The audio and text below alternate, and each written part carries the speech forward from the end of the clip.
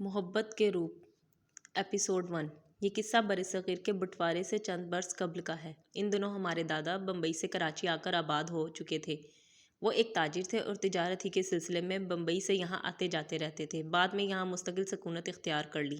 چندن کا تعلق بھی بمبئی کے ایک معزز گھرانے سے تھا اور یہ لوگ ہمارے ہم زبان تھے۔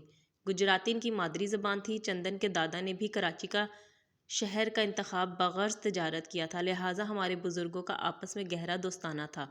جب انگریزوں کی حکومت تھی، وہ اس شہر کی تعمیری نو اور ترقی کے کئی منصوبوں پر پیم مصروف کار رہے تھے اور کراچی کی توسیع میں انہوں نے اہم کام کیے تھے، جس کی بدولت اب یہاں پختہ سڑکیں اور دیگر سہولیات میسر تھیں۔ یہ نیا علاقہ پرانے شہر سے جو فصیل کے اندر ہوا کرتا تھا اور جہاں قدیمی رہائشی آباد تھے، بالکل الگ تھلگ تھا۔ نئے علاقے کی تعمیر میں انگریزوں نے اپنے قیام کی خاطر خاص توجہ دی تھی۔ صاف پانی کی فراہمی، معیاری سڑکیں، سیوریج کی نکاسی اور بہترین ٹاؤن پلاننگ پر کام کیا جا چکا تھا اور صفائی ستھرائی کی صورتحال بھی بہترین ہو چکی تھی۔ انگریزوں نے پوری توجہ تجارتی سرگرمیوں پر مرکوز رکھی تھی اور بندرگاہ سے شہر تک رسائی کے راستے تعمیر کرا کے قلیل مدت میں شہر میں کامیاب تجارتی منڈی قائم کر دی تھی۔ تبھی بمبئی اور دیگر علاقوں سے آئے ہوئے تاجر یہاں رہائش اختیار کیے ہوئے تھے۔ میرے اور چندن کے بزرگوں نے بھی یقیناً اسی سبب سے بمبئی سے یہاں مستقل سکونت اختیار کرنے کو سوچا ہوگا، کیونکہ یہاں ان کو مال رکھنے کے لیے گوداموں کی بہترین سہولت سستے داموں میسر آ گئی تھی۔ ہمارے خاندانوں کی نقل مکانی کی یہ تھوڑا عرصہ گزرا کہ بٹوارا ہو گیا اور ہم جو پہلے ہندوستانی تھے، پاکستانی ہو گئے۔ تاہم ہمارے کچھ عزیز و اقارب واپس بمبئی چلے گئے، مگر میرے والد نہ گئے۔ انہوں نے گارڈن کے علاقے میں بہت عمدہ گھر بنا لیا تھا۔ چندن کے والد میرے والد کے تجارتی شراکت دار اچھے پڑوسی بھی تھے، لہٰذا انہوں نے بھی اصرار کیا کہ والد اپنا گھر بار اور کاروبار چھوڑ کر نہ جائیں۔ ہم 2 بہنیں تھیں، ہمارا کوئی بھائی نہ تھا۔ والد صاحب اپنے پڑوسی کے بیٹے چندن سے بہت پیار کرتے تھے اور اس کو اپنا بیٹا کہہ کر بلاتے تھے۔ بعد میں جب ہم بڑے ہو گئے تو انہوں نے چندن سے میرا رشتہ طے کر دیا۔ میں ان دنوں میٹرک میں تھی۔ جب ہماری سگائی ہوئی، طے پایا کہ جب میں اور چندن تعلیم مکمل کر لیں گے تو ہماری شادی ہو جائے گی۔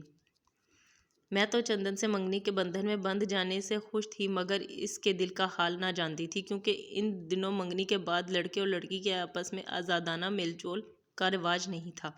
نہیں جانتی تھی کہ میری بدقسمتی کا آغاز اس دن سے ہو گیا تھا جب چندن ایک دن جماعت خانہ گیا تھا۔ وہاں اس نے ایک ایسی لڑکی کو دیکھا جس کو بے اختیار اپنانے کو اس کا دل چاہنے لگا۔ یوں جو بات پلکوں کے پل سے شروع ہوئی، ملاقاتوں کے باغ تک جا پہنچی۔ اس لڑکی کا نام ماں پارا سمجھ لیں۔ پہل تو چندن اور ماں پارا کئی سنیما ہال میں ملا کرتے تھے، پھر یہ ملاقاتیں شاپنگ پر طویل ہونے لگیں۔ چندن اپنے والد کا اکلوتا بیٹا تھا۔ اس کی جیب نوٹوں سے بھری رہتی تھی۔ وہ پارو پر پیسے بے حساب خرچ کرتا اور اپنے دل کی خوشیاں خریدتا رہا۔ جب پارو کی مہنگی فرمائشوں پر اخراجات حد سے بڑھ گئے تو والدین نے اس پر روک ٹوک شروع کر دی۔ اس پر تو عشق کا بھوت سوار تھا، اس نے بھی والدین سے لڑائی مول لے لی۔ پارو ایک آزاد خیال اور ماڈرن لڑکی تھی۔ وہ چندن کے ساتھ ہر جگہ جانے پر تیار ہو جاتی۔ چندن کے والد ان دنوں فلیٹ کا بزنس کر رہے تھے تاکہ ان کو بعد میں اچھے داموں فروخت کر سکیں۔ ان فلیٹوں کا انتظام چندن کے ہاتھ میں تھا۔ ان میں سے ایک فلیٹ کو چندن نے اپنی رہائش گاہ بنا لیا تھا۔ اس کو فرنیچر سے آراستہ بھی کر لیا تھا۔ یہ فلیٹ اس نے پارو کو دکھایا۔ ماں پارا یعنی پارو کو یہ فلیٹ بہت پسند آیا۔ اس نے کہا، چندن، بجائے پبلک پلیس پر ملنے کے کیوں نہ ہم اسی فلیٹ میں ملا کریں تاکہ بلا جھجک اور سکون سے ایک دوسرے سے بات چیت کر سکیں۔ اب جب بھی ان کو ملنا ہوتا فون کر کے وقت طے کر لیتے۔ ماں پارا چندن کے فلیٹ پر آ جاتی اور یہ سکون بھری ملاقات کر لیتے۔